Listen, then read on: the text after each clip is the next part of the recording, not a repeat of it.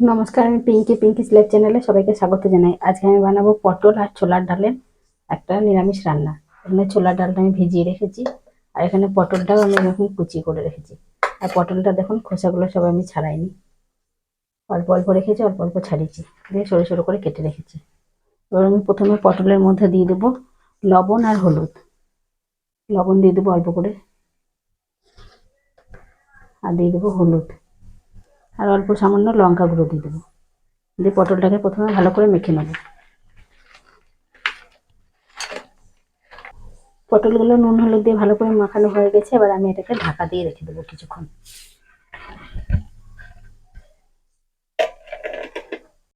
এবার আমি কড়াইয়ে দিয়ে দেবো সর্ষের তেল।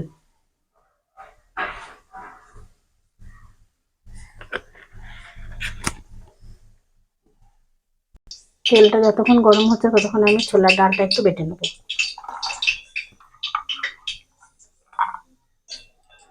ছোলার ডালটা বেটে নিয়ে আসি। ছোলার ডালটা আমি শুধুই বাটবো, এর মধ্যে আর কিছু দেবো না, শুধু অল্প একটু জল দেবো, দিয়ে বেটে নেবো। এদিকে তেলটা গরম হয়ে গেছে, তেলের মধ্যে আমি এরকম ছোট করে আলু কেটে রেখেছি, আলুটা দিয়ে দেবো। আলুটা কেটে ভালো করে ধুয়ে রাখা আছে, আলুগুলোকে ভেজে নেবো।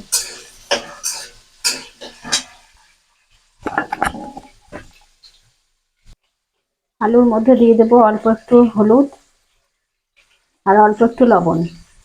হলুদটা দিলে আলু ভাজার কালারটা খুব সুন্দর আসবে। দিয়ে আলুটাকে একটু লাল লাল করে ভেজে নেবো, আর আলুটা ভাজার সময় আমি একটু ঢাকা দিয়ে দিয়ে ভাজবো।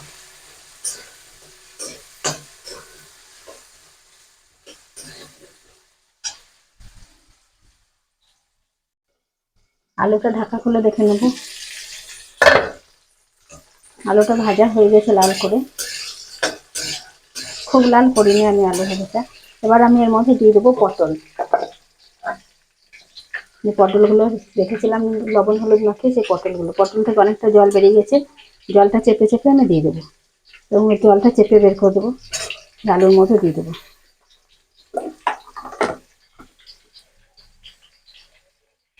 পটলগুলোও তেলের মধ্যে দিয়ে দিয়েছি, এবার আলু পটল একসাথে ভেজে নেবো।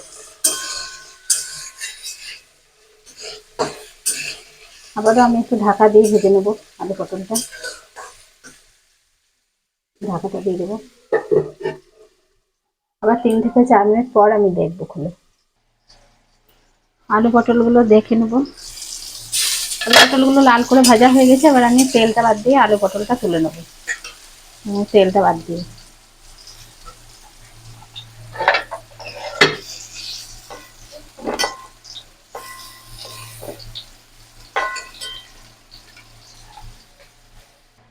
সব আলু পটল ভাজাগুলোকে আমি নামিয়ে নিয়েছি কড়াই থেকে। এবার আমি কড়াইয়ে তেলের মধ্যে দিয়ে দেবো অল্প একটু কালো জিরে, আর দিয়ে দেবো একটা শুকনো লঙ্কা। শুকনো লঙ্কাটা আমি ভেঙে দিয়েছি, আর এখানে দিয়ে দেবো 2 কাঁচা লঙ্কা চেরা। কাঁচা লঙ্কাটা দিলে তরকারির টেস্টটা খুব ভালো আসে। তো সবগুলোকে ভেজে নেবো। এবার এর মধ্যে দিয়ে দেবো অল্প একটু আদা বাটা, 1/2 চামচ মতো। আদা বাটাটাকেও একটু তেলের সাথে ভেজে নেবো।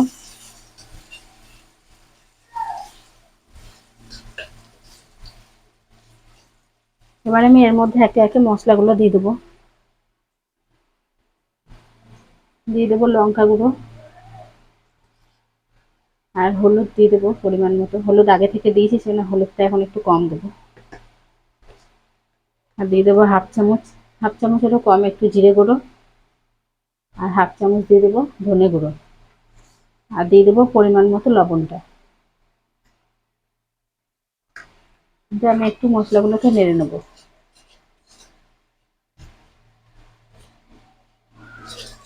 এবার আমি মশলার মধ্যে দিয়ে দেবো আলু পটল যে ভেজে রেখেছিলাম, সেই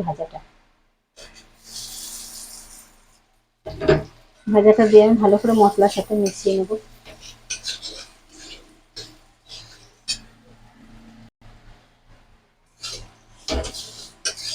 পটলের সাথে মশলাগুলোকে ভালোভাবে মিশিয়ে নেবো। এবার আমি অল্প একটু জল দিয়ে দেবো।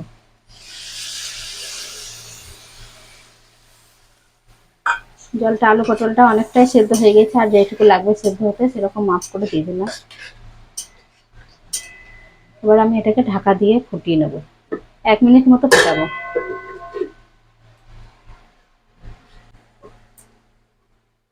তরকারিটা ফুটে গেছে, এবার আমি এর মধ্যে দিয়ে দেবো ছোলার ডাল যে বেটে রেখেছিলাম সেই ডাল বাটাটা। ডাল বাটাটা আমি বড় চামচে 2 চামচ দিয়ে দেবো। ডাল বাটাটা দিলে তরকারিটা খেতে খুব সুন্দর হয়, আর নিরামিষ দিনে এরকম বানিয়ে খেয়ে দেখবেন, খুব সুন্দর লাগবে। ডাল বাটাটা দিয়ে ভালো করে ডাল বাটা আর আলু পটলের সাথে মিশিয়ে নেব। তরকারিটা ডাল বাটা দেওয়ার জন্য তরকারিটা খুব ঘন হবে, আর এই তরকারিটা মাখা মাখায় খেতে ভালো লাগবে। আবারও আমি ঢাকা দিয়ে একটু ফুটিয়ে নেব। ডাল বাটাটা দেওয়ার জন্য তরকারিটা খুব শুকিয়ে গেল, অল্প একটু জল দিয়ে দেবো। আলুগুলো এখনো মনে হচ্ছে সেদ্ধ হয়নি, আরেকটু সেদ্ধ হবে, সেজন্য আরেকটু জল দিয়ে দিলাম। ভালো করে জলের সাথে সবজিগুলোকে মিশিয়ে নেব। এবার আমি ঢাকা দিয়ে 3-4 মিনিট রান্না করে নেব।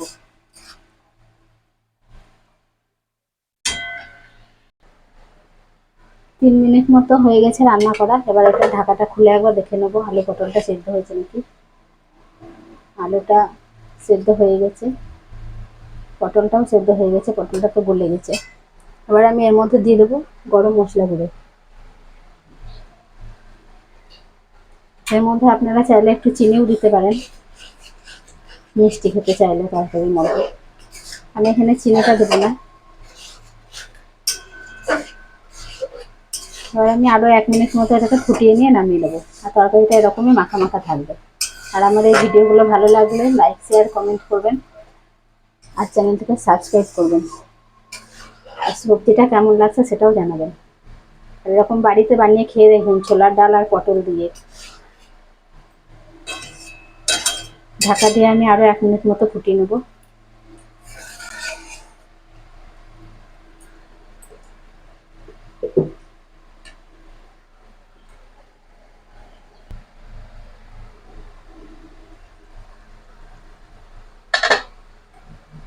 আমার আলু পটল আর ছোলার ডালের সবজি রেডি। এবার আমি আঁচটা বন্ধ করে দেবো। আর কত সুন্দর হয়েছে দেখতে, দেখুন।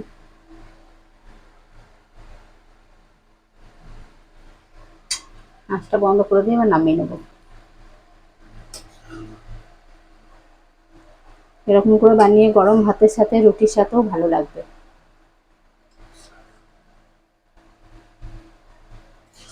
সেন্টটাও খুব সুন্দর বেরিয়েছে।